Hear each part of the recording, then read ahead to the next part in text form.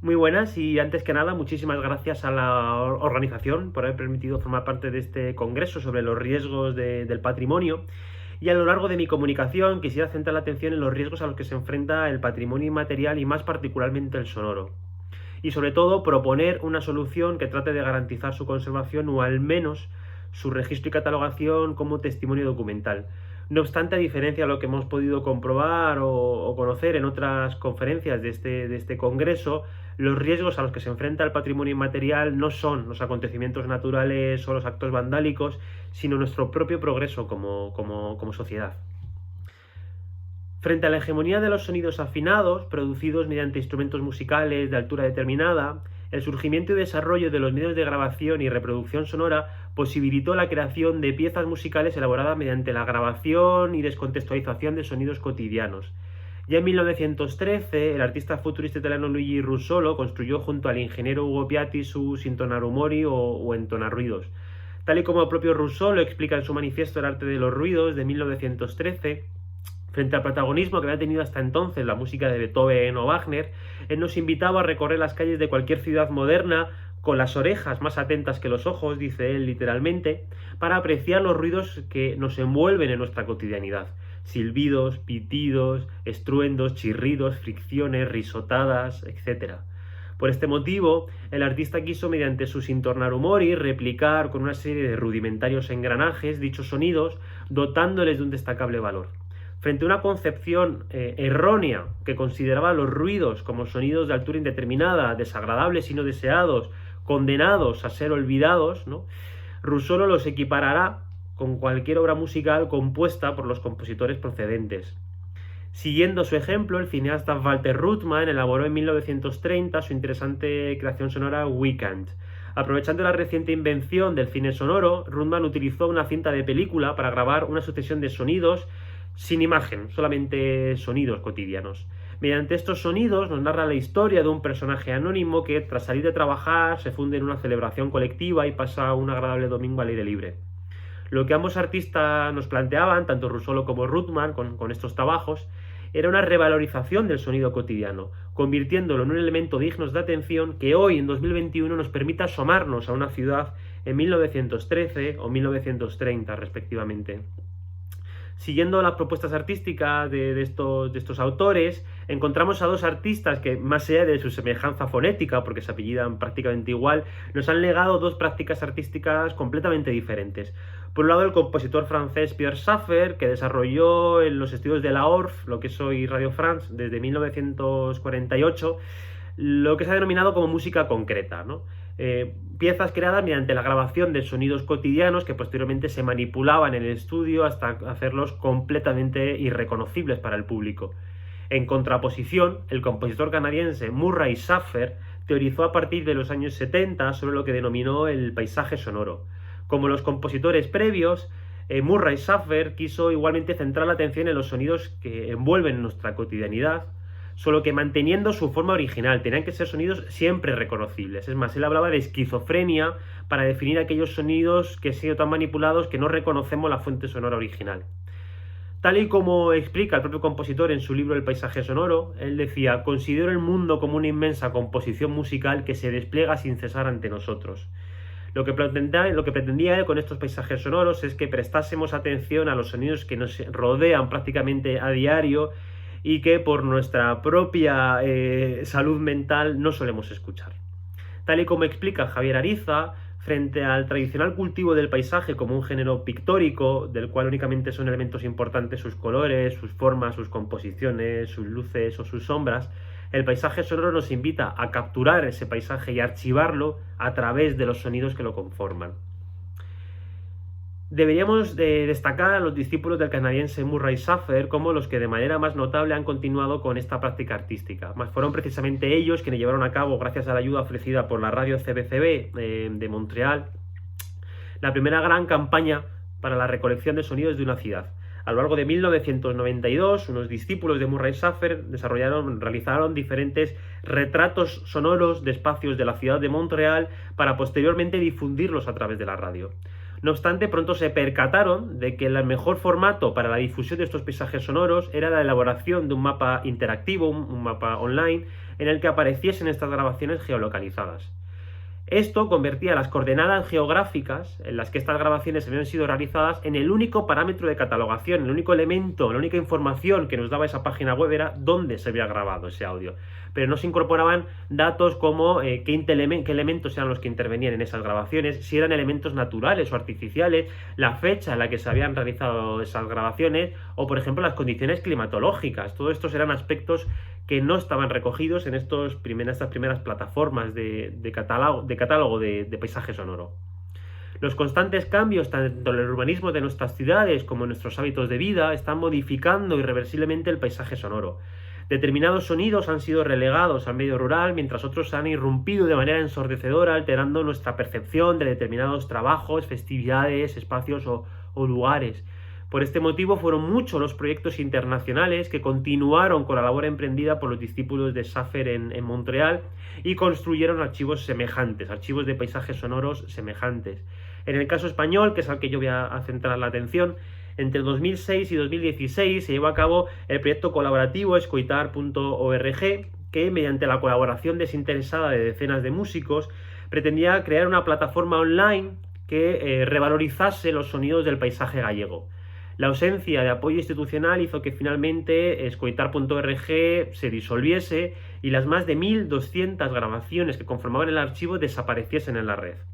Para la eliminación de la página web, el colectivo decidió que cuando una de las grabaciones fuese escuchada por un oyente anónimo en su casa, ésta se borrase automáticamente de la plataforma, haciendo del acto de escucha un evento irrepetible que solo quedaría en la mente del oyente que la experimentó. Mejor suerte corrió el proyecto soyunmapa.net, que aún está en activo, que pretende catalogar diversos sonidos a lo largo y ancho del País Vasco. Otras comunidades como Andalucía o ciudades particulares como Barcelona han tenido proyectos semejantes como Andalucía Soundscape o Sons de Barcelona.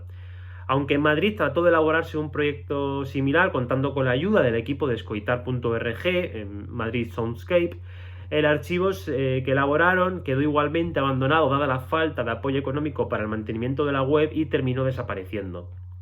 A pesar de lo que señala Edu Comelles en su tesis doctoral, donde él recomendaba la realización de mapas sonoros colectivos, como Escoitar, es decir, dispuestos a aceptar aportaciones de otros músicos, en el caso español, por lo menos, son los proyectos realizados de manera individual los que mejor han sobrevivido al paso del tiempo. Encontramos así ejemplos como Son de Manlleu, de Byron Abadía, Huellas Sonoras, que es un mapa sonoro de San Bartomeu del Grau, de Pablo Sanz, o Mapa Sonoro de Elche, de José María Pastor.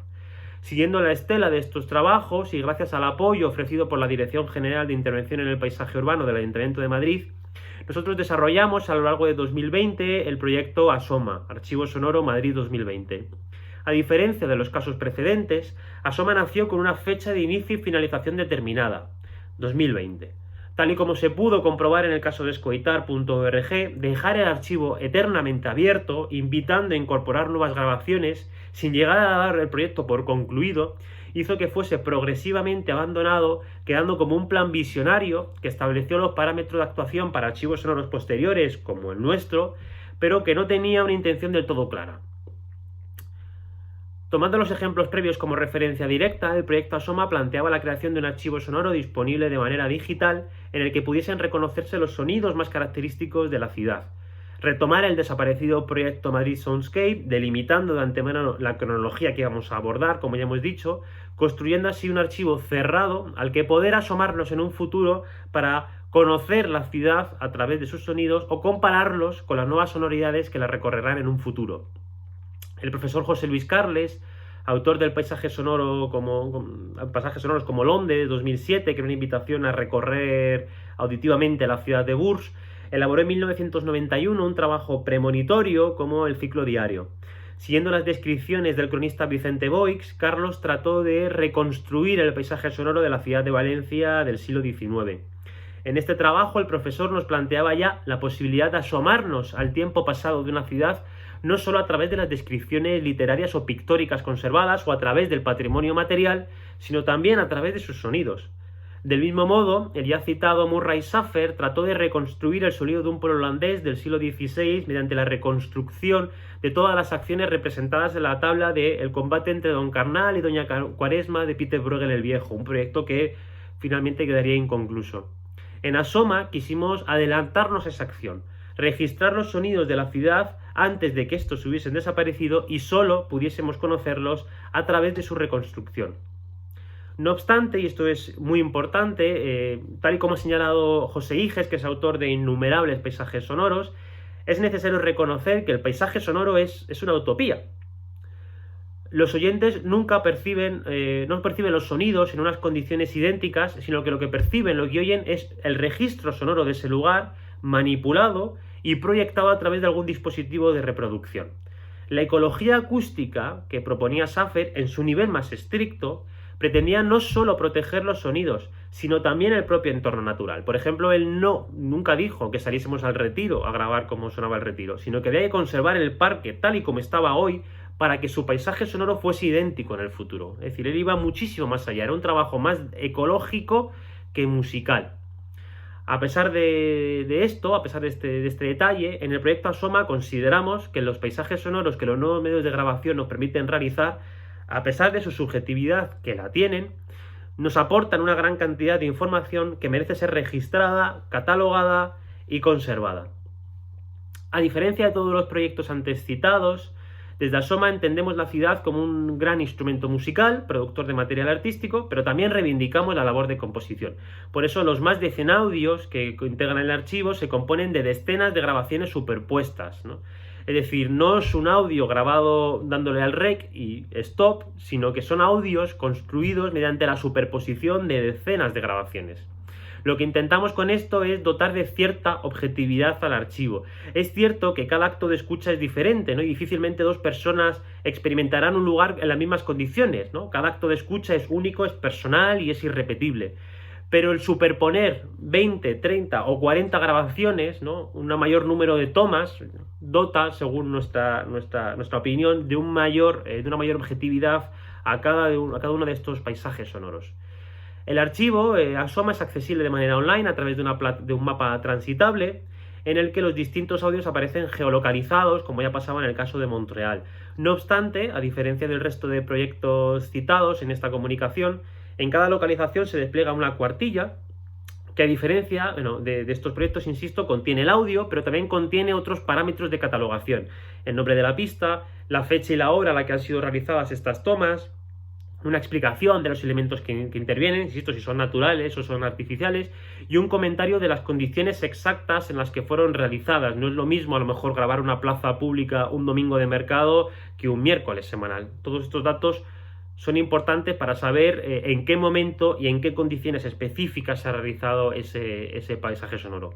Además, según los elementos que intervienen en estos paisajes sonoros, los audios han sido catalogados en diferentes categorías, ¿no? Bueno, pueden estar incluso en 2 o 3 categorías simultáneamente, y estas categorías son vía acústica, paisajes sonoros en los que se incluyen sonidos de animales de la fauna local; naturaleza, paisajes sonoros en los que se oyen espacios naturales de la ciudad; gentes, paisajes sonoros creados en espacios con presencia humana, como plazas, mercados o transportes públicos; voces, paisajes sonoros en los que se escuchan con claridad conversaciones; mecánica, en los que se perciben sonidos producidos por elementos artificiales construidos por la mano del hombre; o señales acústicas, ¿no? Que son aquellos en los que se escuchan sonidos producidos por la mano del hombre, pero con un significado simbólico determinado: una campana, un claxon, un timbre, un teléfono, etc.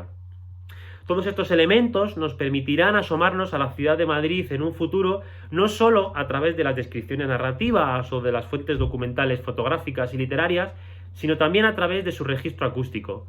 Consideramos por todo ello que Asoma y cualquier catálogo que se elabore mediante los mismos parámetros puede ser un recurso de gran interés para músicos, antropólogos, culturales, lingüísticos, urbanos o filólogos que quieran analizar la evolución del lenguaje, por ejemplo, cómo han desaparecido determinadas expresiones populares o han aparecido anglicismos.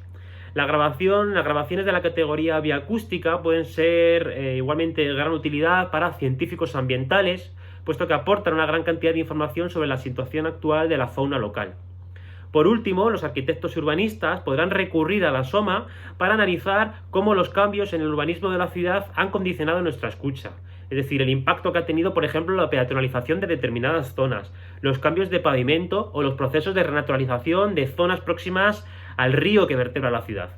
En definitiva, y recurriendo a la ya utilizada expresión de Schaffer, ASOMA se trata de un archivo que, además de documentar los sonidos actuales que nos definen como sociedad, pretende servir como una herramienta de ecología acústica que nos permita en un futuro comprobar mediante estos documentos sonoros si el espacio natural de la ciudad ha recuperado la importancia que promueve el Pacto Verde Europeo o, por el contrario, si ha triunfado el proceso industrial y el actual crecimiento imparable del parque automovilístico.